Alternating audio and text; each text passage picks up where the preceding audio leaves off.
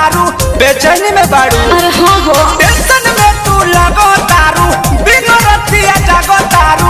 इतना बेचैन तू तो रहलू ना छोट में।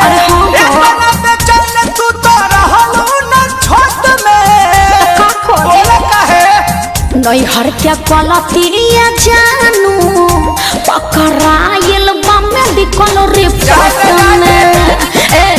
नैहर के पलतिया सोना पकड़ाइल बा मेडिकल रिपोर्ट में।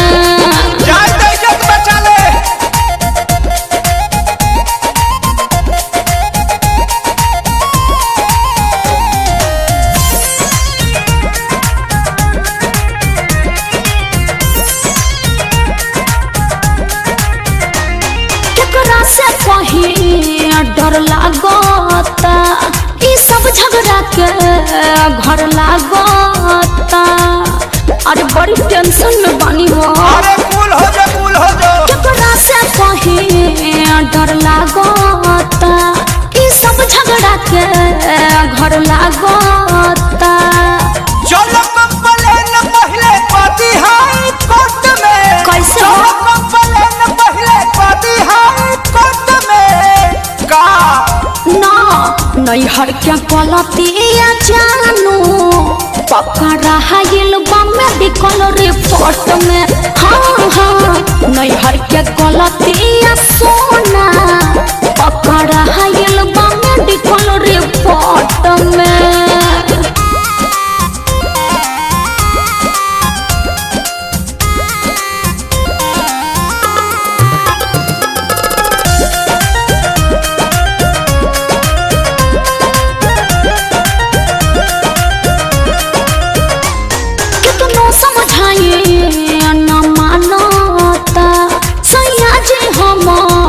सब जानता अरे का करी कुछ समझ में नहीं खेबा।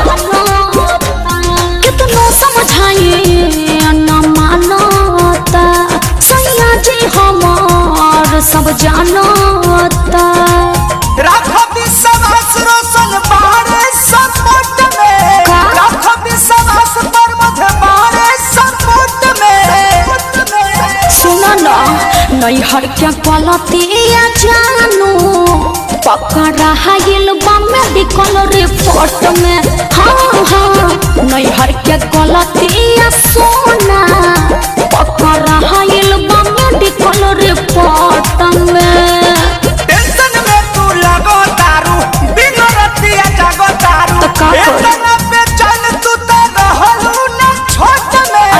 इतना बेचैन तू तो रहलू ना छोट में। बोला काहे नैहर के पलतिया जानू पकड़ाइल बा मेडिकल रिपोर्ट में। नैहर के पलतिया सोना पकड़ाइल बा मेडिकल रिपोर्ट में। हर एकदम से तू हमके फंसा देलो।